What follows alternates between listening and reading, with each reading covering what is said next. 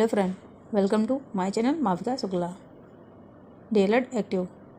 आई hope आप सभी अच्छे होंगे। मेरे चैनल पर डीएलएड फर्स्ट सेमेस्टर के सभी सब्जेक्टों की वीडियो मिलती हैं और मैं आज राजन से हिंदी के लघुत्री प्रश्न करा रही हूँ।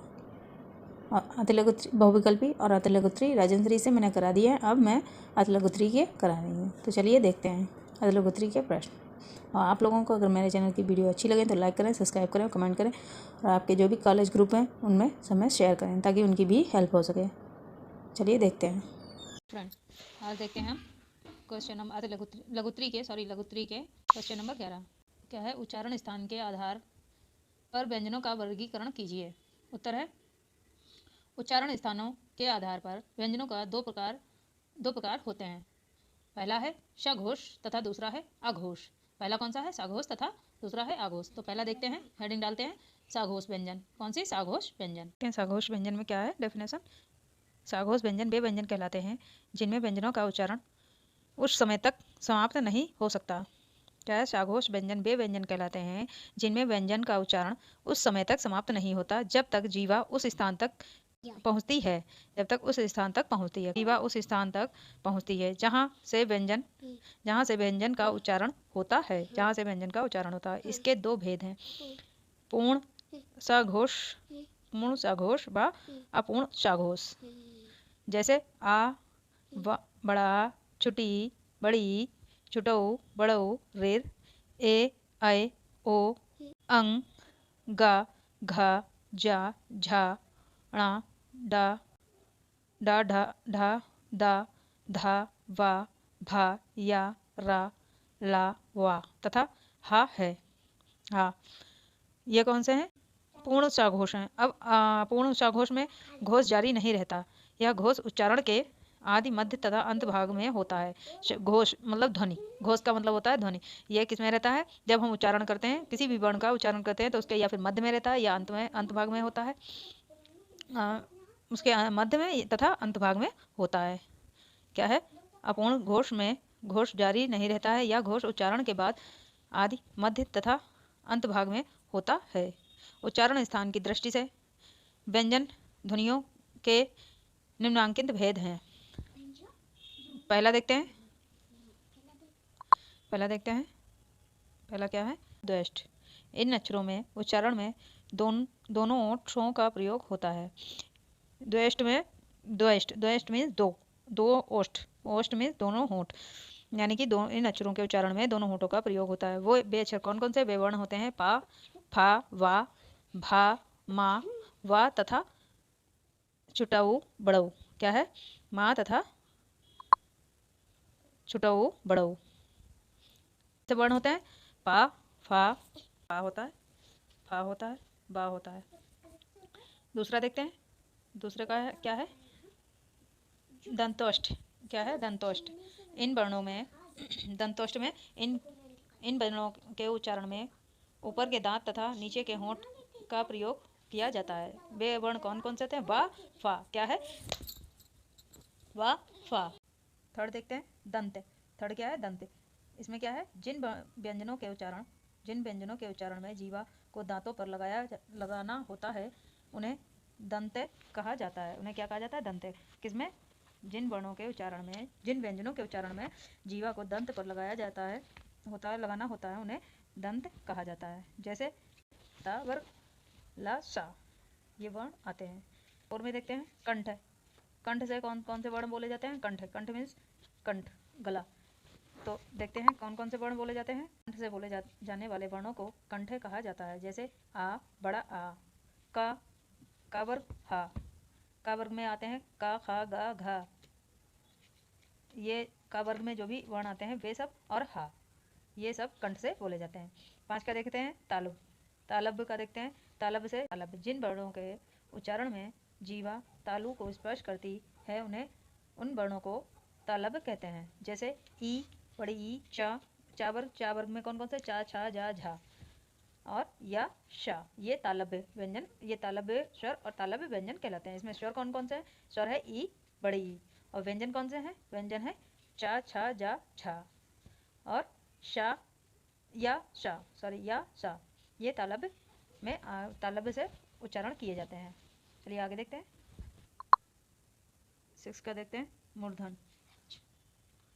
मूर्धन मूर्धन्य जिन वर्णों के उच्चारण में जीवा को मूर्धा पर लगाने से होता है उन्हें मूर्धन कहते हैं। जैसे रिर, टावर्ग और रा, सा।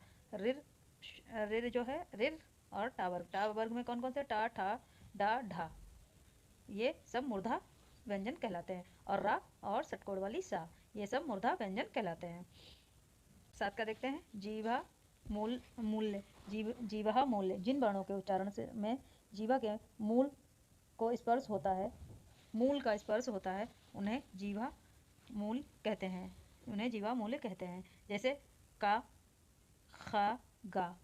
जैसे का, खा, गा। मूल मतलब जीवा का मामूली सा स्पर्श होना, दांतों में जीवा का मामूली सा स्पर्श होना, उसे ही जीवा मूल्य कहते हैं। वे वर्ण जीवा मूल्य वर्ण कहलाते हैं। वे कौन कौन से होते हैं? का, खा, गा। और नंबर 2, ये सब साघोष व्यंजन थे। अब आघोष व्यंजन की आघोष में देखते हैं। आघोष में कौन कौन से आते हैं? दूसरा का आघोष व्यंजन वे व्यंजन कहलाते हैं जिन वर्णों के उच्चारण में नाक का प्रयोग नहीं किया जाता है, अर्थात वायु को निकालने में कोई प्रयास नहीं करना पड़ता है। क्या है आघोष व्यंजन में? आघोष व्यंजन वे व्यंजन होते हैं जिन वर्णों के उच्चारण में नाक का प्रयोग नहीं किया जाता है, अर्थात वायु को निकालने में कोई प्रयास नहीं करना पड़ता है। मुंह से वायु को निकालने में कोई भी संघर्ष नहीं करना पड़ता है। ये वे आघोष व्यंजन होते हैं। चलिए क्वेश्चन नंबर 12 देखते हैं। क्वेश्चन नंबर 12 का है विपरीतार्थक या विलोम शब्द किन्हें कहते हैं? जो विपरीत अर्थ देने वाले या विलोम शब्द किन्हें कहते हैं? तो देखते हैं उत्तर। विलोम शब्द का अर्थ है जो शब्द एक दूसरे का विपरीत अर्थ बताते हैं, उन्हें विपरीतार्थक या विलोम शब्द कहते हैं। विलोम शब्दों के उदाहरण निम्नलिखित हैं। जैसे पहले हम ये डालते हैं शब्द, फिर है विलोम। तो देखते हैं। कायर का है वीर, अमृत का है विष, रात का है दिन, घृणा का है प्रेम, आदि का है अंत, रक्षक का है भक्षक, जय का है पराजय, आरंभ का है अंत, समीप का है दूर, दाएं का है बाएं, अमीर का है गरीब, सेवक का है स्वामी, धर्म का है अधर्म, आय का है व्यय, बुरा का है भला, दुर्लभ का है सुलभ, उचित का है अनुचित, हार का है जीत, और पंडित का है मूर्ख। क्या है पंडित का है मूर्ख। और देखते हैं। अंधकार का है प्रकाश, यश का है अपयश, गर्मी का है सर्दी, अपना का है पराया, राजा का है रंग, चतुर का है मूर्ख, अनुकूल का है प्रतिकूल, विष का है अमृत, जड़ का है चेतन, उपकार का है अपकार। क्या है फिर से देखते हैं। अंधकार का है प्रकाश, यश का है अपयश, गर्मी का है सर्दी, अपना का है पराया, राजा का है रंग, चतुर का है मूर्ख, अनुकूल का है प्रतिकूल, विष का है अमृत, जड़ का है चेतन, उपकार का है अपकार। इधर देख लेते हैं। कायर का है वीर, अमृत का है विष, रात का है दिन, घृणा का है प्रेम, आदि का है अंत, रक्षक का है भक्षक, जय का है पराजय, आरंभ का है अंत, समीप का है दूर, दाएं का है बाएं। यहाँ सार्थक का है निरार्थक, देना का है लेना, आलसी का है परिश्रमी, स्वतंत्र का है परंत, धनी का है निर्धन, उच्च का है नीच, हर्ष का है शोक, पाप का है पुण्य, एकता का है अनेकता। ये कुछ विलोम शब्द थे जो मैंने आप लोगों से डिस्कस किया है। और आप लोगों को अगर मेरे चैनल की ये वीडियो अच्छी लगे तो लाइक करें, सब्सक्राइब करें, और अपने जो भी कॉलेज ग्रुप में उनमें सब में शेयर करें, और कमेंट करके बताएं आप लोगों को कैसी लग रही है। अगर आप लोगों की ज़रा भी हेल्प होती हो मेरी इन वीडियो से तो प्लीज़ लाइक करना, कमेंट करना मत भूलें, और सब्सक्राइब भी करें चैनल को। चलिए आगे देखते हैं। प्रश्न नंबर 13, शब्द का महत्व एवं शब्दों का वर्गीकरण कीजिए। आंसर देखते हैं। शब्दों का महत्व। शब्द भाषा रूपी भवन हेतु ईंटों का काम करते हैं। शब्दों से ही वाक्य बनते हैं। शब्द भाषा रूपी हेतु शब्द भाषा रूपी। जैसे शब्द एक मकान बनता है, उसमें ईंटों की आवश्यकता पड़ती है, वैसे ही किसी भी वाक्य को पूरा करने के लिए वर्णों की आवश्यकता पड़ती है। तो ईंटों का काम, वर्ण जो होते हैं वो भवन में ईंटों का काम करते हैं। आगे देखते हैं शब्दों का वर्गीकरण प्रकार। शब्दों का वर्गीकरण प्रकार क्या है? शब्दों को निम्न प्रकार से वर्गीकृत किया जाता है। पहला है अर्थ के आधार पर, दूसरा है प्रयोग के आधार पर, तीसरा है ऐतिहासिक या स्रोतों के आधार पर, चौथा है रचना के आधार पर, पांचवा है व्याकरणिक प्रकार के आधार पर। पहला है अर्थ के आधार पर। शब्दों का वर्गीकरण किया जाता है। पहला है अर्थ के आधार पर, दूसरा है प्रयोग के आधार पर, तीसरा है इतिहास या स्रोतों के आधार पर, चौथा है रचना के आधार पर और पांचवा है व्याकरणिक प्रकार के आधार पर। क्वेश्चन नंबर 14 देखते हैं। अर्थ के आधार पर शब्द का भेद कीजिए। उत्तर देखते हैं। अर्थ के आधार पर शब्दों के भेद। अर्थ के आधार की दृष्टि से शब्द 5 प्रकार के होते हैं।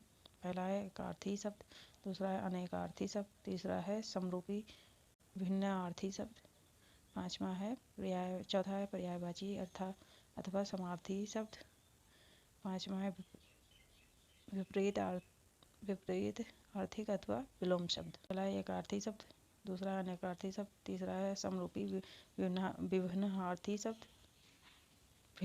शब्द, चौथा है पर्यायवाची अथवा समानार्थी शब्द, पांचवा है विपरीतार्थी शब्द अथवा विलोम शब्द। उत्तर देखते हैं। पर्यायवाची शब्द का अर्थ ऐसे भिन्न शब्द जिनके अर्थ का एक जैसा होता है पर्यायवाची या समानार्थी शब्द कहलाते हैं। पर्यायवाची शब्दों के कुछ उदाहरण निम्न हैं। शब्द पर्यायवाची हैं दानव, दानुज, दैत्य, निशाचर, राक्षस। अमृत का है पीयूष, सुधा, सोम। आकाश का है अंबर, गगन, नभ, व्योम, आसमान। अश्व का है घोड़ा, हाय, तरुण, घोटक, तुरंग, घोटक। आनंद का है पर्यायवाची हर्ष, उल्लास, खुशी, प्रसन्नता। इच्छा का है मनोरथ, कामना, चाह, आकांक्षा। ईश्वर का है प्रभु। आनंद का है हर्ष, उल्लास, खुशी, प्रसन्नता। इच्छा का है मनोकामना, कामना। ईश्वर का है प्रभु, परमा। इंद्र का देखते हैं। इंद्र का है महेंद्र, सुरपति, सुरेश, देवराज, देवेश, देवेंद्र। क्या है?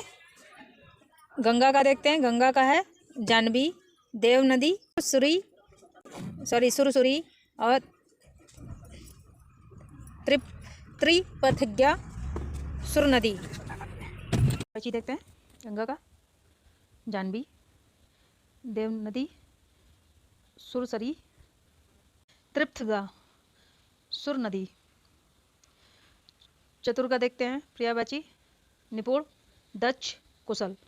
क्या है? निपुण, दक्ष, कुशल। चंद्रमा का है शशि, चंद्रमा, राकेश, चांद, मयंक, इंदु। जल का है पानी, नीर, बारी, सलिल। पृथ्वी का है धरा, वसुधरा, माही, भूमि, धरती। सूर्य का है भानु, रवि, दिवाकर, दिनेश, दिनकर, दिवाकर। सिंह का है वनराज, केहरी,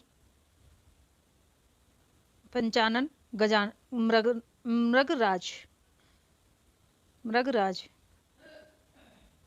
मृगराज आई थिंक नहीं होगा, लेकिन इसमें दिया हुआ है, आई थिंक नहीं है। अगला क्वेश्चन है बर्तनी की अशुद्धियां सुधारने के उपाय बताइए। उत्तर है बर्तनी की अशुद्धियां सुधारने के उपाय निम्न प्रकार हैं। पहला है छात्रों से शुद्ध उच्चारण करना, दूसरा है कक्षा में शिक्षक द्वारा शुद्ध उच्चारण कराना। पहला है छात्रों में शुद्ध उच्चारण करना, दूसरा है कक्षा में शिक्षकों द्वारा शुद्ध उच्चारण कराना, तीसरा है कक्षा में खड़ी भाषा का प्रयोग कराना, चौथा है सुलेख का अभ्यास कराना, 5वां है अशुद्ध शब्दों का अनेक बार लिखवाकर अभ्यास कराना। 6ठा है सामान्य उच्चारण वाले अक्षरों के अंतर समझाना। 7वां पॉइंट है मुद्रण की अशुद्धियों का संशोधन। 8वां है अगला पॉइंट है व्यवहारिक नियमों का ज्ञान कराना। अगला है श्याम पट पर लिखकर सुधार कराना। अगला है शुद्ध लेख लिखवाना। अगला है लिखते समय सावधान रहना। अगला है शब्दकोश का प्रयोग कराया जाए। अगला है शारीरिक दोषों का निवारण कराना। अगला है शब्द लेख का लेख लिखाना। क्वेश्चन नंबर 17 का देखते हैं। वाचन की प्रकृति स्पष्ट कीजिए। वाचन की प्रकृति स्पष्ट कीजिए। यह क्वेश्चन 2015 के पेपर में आया है। तो उत्तर है वाचन की प्रकृति। उत्तर देखते हैं। वाचन की प्रकृति वाचन वह प्रक्रिया है जिसमें प्रकृति ध्वनि और अर्थ साथ साथ चलते हैं। क्या है? वाचन वह प्रक्रिया है जिसमें अर्थ ध्वनि और अर्थ साथ साथ चलते हैं। एक विदेशी लेखक विदेशी लेखक कौन थे? कैथरीन ओकारनर का कहना है कि वाचन वह जटिल अधिगम प्रक्रिया है जिसमें दृश्य, श्रव्य एवं गतिवाही सर्किटों का मस्तिष्क के अधिगम केंद्र से संबंधित निहित होता है। जीवन में वाचन का महत्व अधिक है। इसी कारण विद्यालयों में इसकी शिक्षा को महत्व दिया जाता है। क्वेश्चन नंबर 18 का देखते हैं। मॉन्टेसरी विधि को समझाइए। क्वेश्चन नंबर 18 है मॉन्टेसरी विधि को समझाइए। उत्तर है मॉन्टेसरी पद्धति में छोटे बच्चों को लिखने की शिक्षा देने हेतु 3 विधियों का प्रयोग किया जाता है। पहला है सर्वप्रथम बच्चों को लेखनी पकड़ाने का अभ्यास कराया जाता है। यह अभ्यास सर्वप्रथम बच्चों को लेखनी पकड़ाने का अभ्यास कराया जाता है। यह अभ्यास कागज या पट्टी पर रेखागणित की विभिन्न आकृतियां खींचकर उनमें लेखनी के द्वारा स्याही भरकर किया जाता है। दूसरा है बालकों को अक्षरों का स्वरूप बताने हेतु रेगमाल कागज का प्रयोग किया जाता है। रेगमाल पर अक्षरों का स्वरूप बना रहता है। बच्चे अक्षरों के बने हुए आकार पर उंगली फेरते हैं। क्या है? तीसरा धीरे धीरे उभरे हुए रेगमाल कागज पर उंगली फेरते फेरते बालक उन्हीं की ध्वनि का भी उच्चारण करने लगते हैं। इस क्रिया के द्वारा वे अक्षरों की ध्वनि एवं साम्य से परस्पर संबंध स्थापित करते हैं और तब वे स्वतः लिखना आरंभ करते हैं। क्वेश्चन नंबर 19 का देखते हैं। लिखते समय बैठने का ढंग तथा कागज से दूरी क्या होनी चाहिए? उत्तर देखते हैं। अच्छे आसन का लिखावट पर बहुत प्रभाव पड़ता है। अतः एवं कुछ भी लिखवाना शुरू कराने के पूर्व शिक्षक को बच्चे के आसन पर ध्यान देना चाहिए। लिखने के लिए ऋण डेस्क का प्रयोग करना चाहिए। शरीर जहाँ तक हो सके संतुलित रखा जाए। जांघें कुर्सी पर सीधी रहनी चाहिए। निचला भाग पैर का लंबे रूप में रहे। पैर का तलवा फर्श पर टिका हुआ हो। दाएं हाथ से लिखा जाए तथा बाएं हाथ से कागज संभाला जाए। कॉपी और आंखों की दूरी कम से कम 1 फुट की होनी चाहिए। बच्चे मेज पर झुक कर ना लिखें, अर्थात शिक्षकों को बच्चों को बैठाने के ढंग पर विशेष ध्यान देना चाहिए। क्वेश्चन नंबर 20 का है उच्चारण के सुधार के मुख्य विधियां कौन कौन सी हैं? यह क्वेश्चन 2015 के पेपर में आया है। अथवा उच्चारण शिक्षक की विधियां का संक्षिप्त उल्लेख कीजिए। अथवा शुद्ध उच्चारण कैसे होता है? तो देखते हैं। पाणिनि एवं याज्ञवल्क्य ने शिक्षा में शुद्ध उच्चारण के बारे में लिखा है। व्याघ्र अथा हरते पुत्रान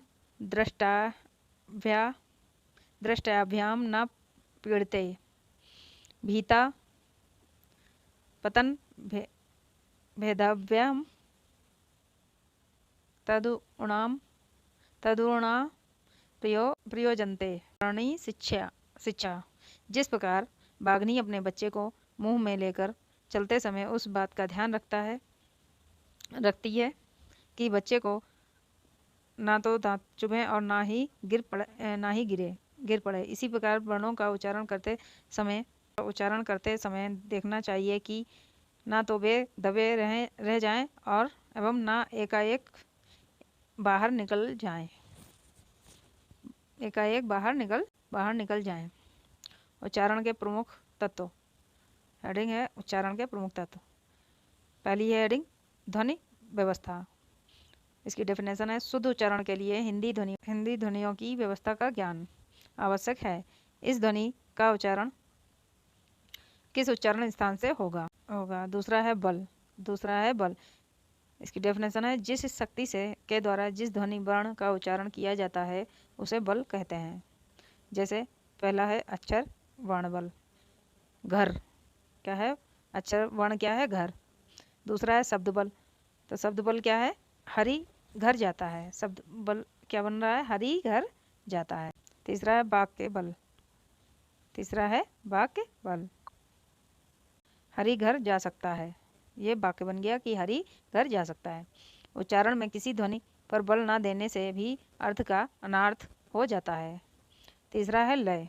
तीसरी है हेडिंग लय। जब अक्षर बोलने के बाद दूसरा अक्षर बोलने के बीच समान समय देने को लय कहते हैं।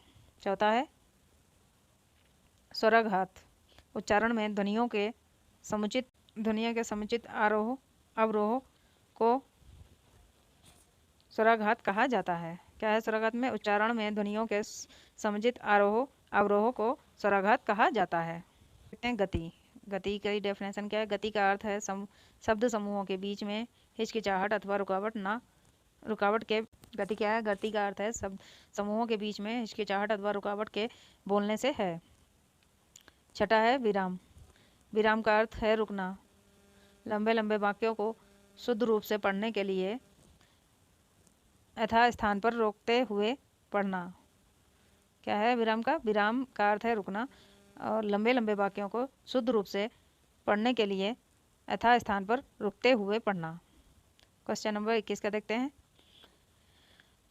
पाठन का क्या अर्थ है? आरंभिक स्तर पर पाठन शिक्षण की 2 विशेषताएं लिखिए अथवा वाचन का अर्थ लिखिए। यह क्वेश्चन 2016 और 2015 के पेपर में आया है। उत्तर देखते हैं। वाचन को ही पाठन कहते हैं।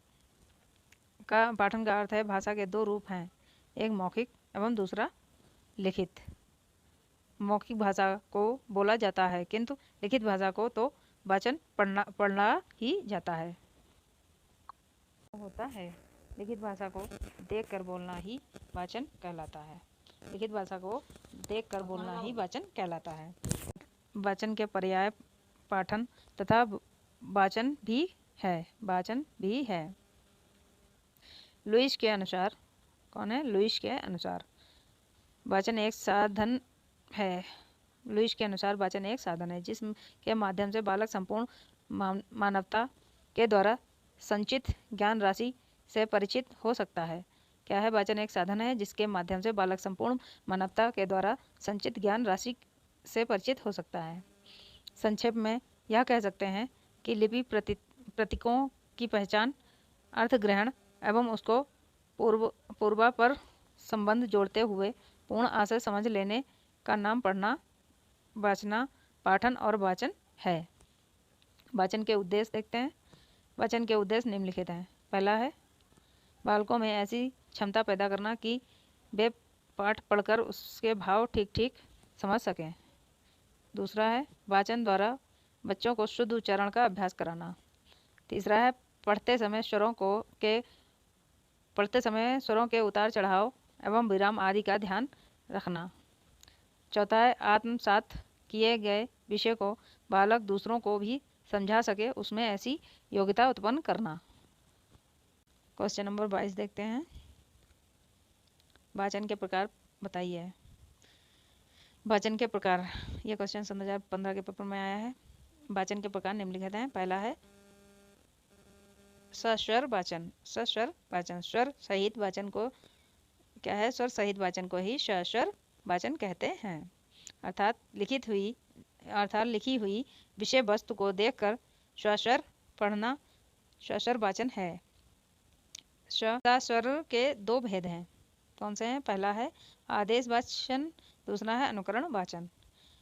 दूसरा है मौन वाचन। मौन वाचन में क्या है? निम्नलिखित सामग्री, मौन वाचन में लिखित सामग्री को मन ही मन चुपचाप बिना आवाज निकाले पढ़ना मौन वाचन कहते हैं। मौन वाचन में ओष्ठ नहीं हिलते। जड़ महोदय का कथन है। किसका? जड़ महोदय का कथन। किसका? जड़ महोदय का कथन है कि बालक जब पैर से चलना सीख जाता है तो घुटनों के बल खिसकना छोड़ देता है। इसी प्रकार भाषा के क्षेत्र में बालक जब मौन वाचन की कुशलता प्राप्त कर लेता है तो स्वर वाचन का अधिक प्रयोग छोड़ देता है। मौन वाचन में निपुणता का अपना व्यक्ति के विचारों की प्रौढ़ता का घोतक है और भाषी दक्षता पर अधिकार का सूचक है। क्वेश्चन नंबर 23 देखते हैं। सस्वर वाचन की विशेषताएं लिखिए। सस्वर की वाचन की विशेषताएं लिखिए। यह क्वेश्चन 2015 के पेपर में आया है। सस्वर वाचन के दो गुण लिखिए। सस्वर वाचन के दो गुण लिखिए। उत्तर देखते हैं। उत्तम सस्वर वाचन के गुण। उत्तम सस्वर वाचन के गुण। पहला है ध्वनियों का ज्ञान।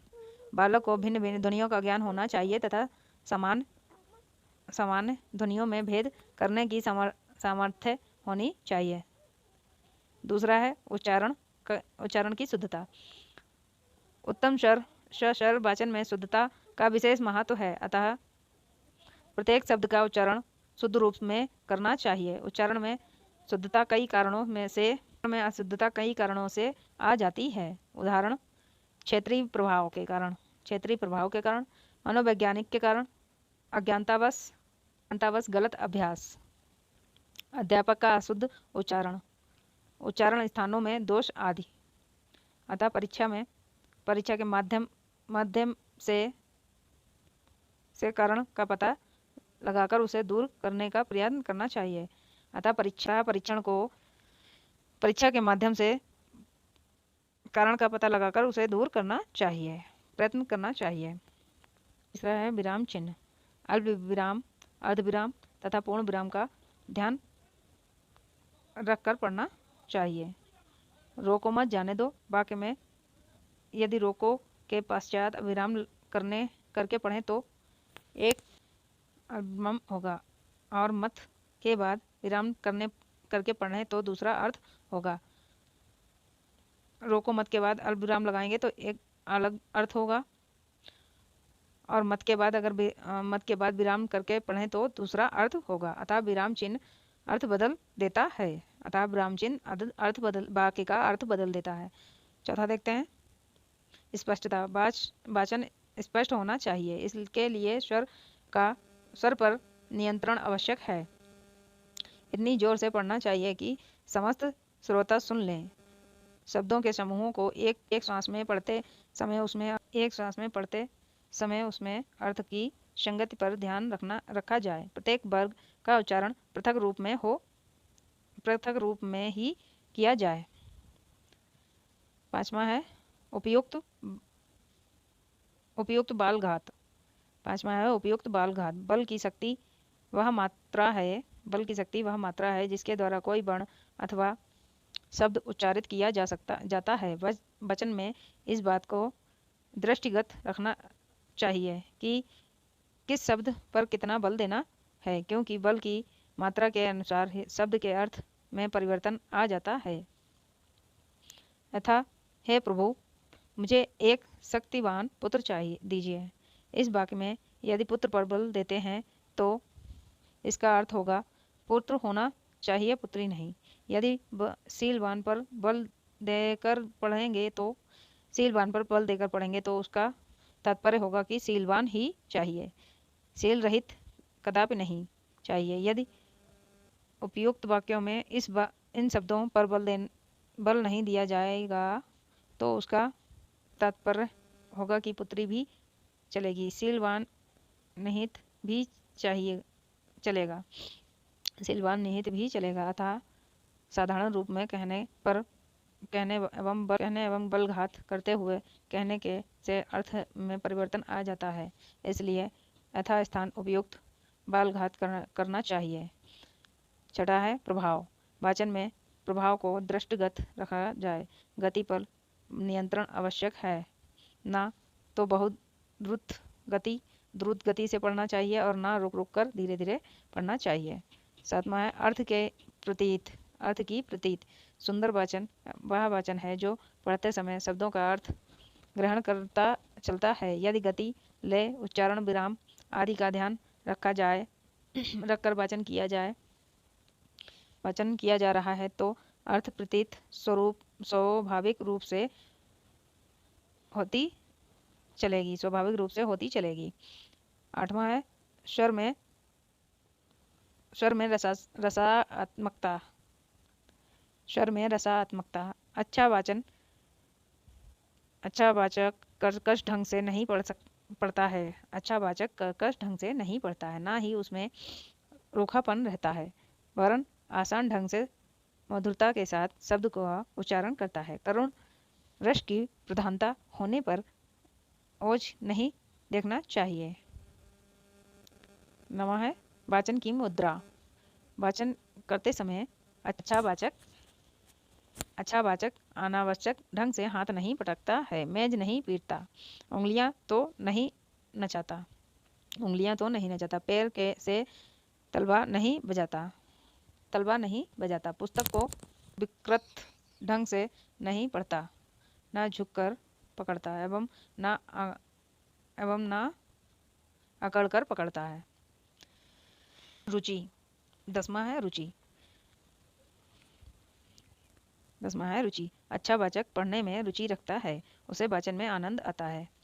उसकी रुचि देखकर श्रोता भी आनंद लेते हैं। वाचन में उसे ना तो ऊब आती है और ना ही इसे वह व्यर्थ का काम समझकर कर सकता है। क्या है रुचि? अच्छा वाचक पढ़ने में रुचि रखता है, उसे वाचन में आनंद आता है। उसकी रुचि देखकर श्रोता भी आनंद लेते हैं। वाचन में उसे ना तो ऊब आती है और ना ही इसे वह व्यर्थ का काम समझकर करता है। क्वेश्चन नंबर 24 का देखते हैं। देवनागरी लिपि की विशेषताओं का उल्लेख कीजिए। क्वेश्चन 2015 और 2022 के पेपर में आया। उत्तर देखते हैं। देवनागरी लिपि की विशेषताएं। हिंदी की लिपि देवनागरिक है। इसका विकास ब्रह्मलिपि से हुआ है। किससे हुआ है? ब्रह्मलिपि से हुआ है। वर्तमान रूप ब्रह्मी का विकसित रूप है। समय समय पर देवनागरिक लिपि में नवीन ध्वनियाँ और उसके लिए नए नए चिन्ह बना लिए गए हैं। यही कारण है कि आज हमारी वर्णमाला तथा लिपि विश्व की सबसे विकसित वर्णमाला और लिपि मानी जाती है। स्पष्टता तथा व्यंजकता में अन्य दूरी कोई लिपि इसकी तुलना नहीं कर सकती है। क्या है? स्पष्टता तथा व्यंजकता में अन्य दूसरी कोई लिपि इसकी तुलना नहीं कर सकती है। संस्कृत, हिंदी, मराठा तथा नेपाली भाषाएं इसी लिपि में लिखी जाती हैं। बंगला एवं गुजराती लिपियां इससे काफ़ी मिलती जुलती हैं। कौन सी? संस्कृत, हिंदी, मराठा तथा नेपाली भाषाएं इसी लिपि में लिखी जाती हैं। बंगला एवं गुजराती लिपियां इससे काफ़ी मिलती जुलती हैं। गुरुमुखी, मूड़ा, कैथी आदि लिपियां भी देवनागरी लिपि से ही विकसित हुई हैं। कौन सी? गुरुमुखी, मूड़ा, कैथी आदि लिपियां भी देवनागरी लिपि से ही विकसित हुई हैं। क्वेश्चन नंबर 25 का देखते हैं। अच्छा, अक्षरिक लिपि से क्या समझते हैं? क्या है अक्षरिक लिपि से क्या समझते हैं? ये क्वेश्चन सन 2015 के पेपर में आया है। क्वेश्चन नंबर 25 देखते हैं। आरक्षिक लिपि से आप क्या समझते हैं? यह क्वेश्चन सन 2015 के पेपर में आया है। आरक्षिक उत्तर है, आरक्षिक लिपि में संकेतों को अक्षर के माध्यम से व्यक्त किया जाता था, वर्णों के माध्यम से नहीं। आरक्षिक लिपि में संकेतों को अक्षर के माध्यम से व्यक्त किया जाता था, वर्णों के माध्यम से नहीं। इसमें व्यंजनों के लिए दो ध्वनियाँ उपयुक्त होती थीं, जैसे का में प्लस आ दो ध्वनियाँ हैं। इस लिपि को वैज्ञानिकता में यह एक दोष कहा जा सकता है। इस लिपि को वैज्ञानिकता में यह एक दोष कहा जा सकता है। चलिए आज के लिए इतना ही। इसके आगे कल की वीडियो में देखेंगे।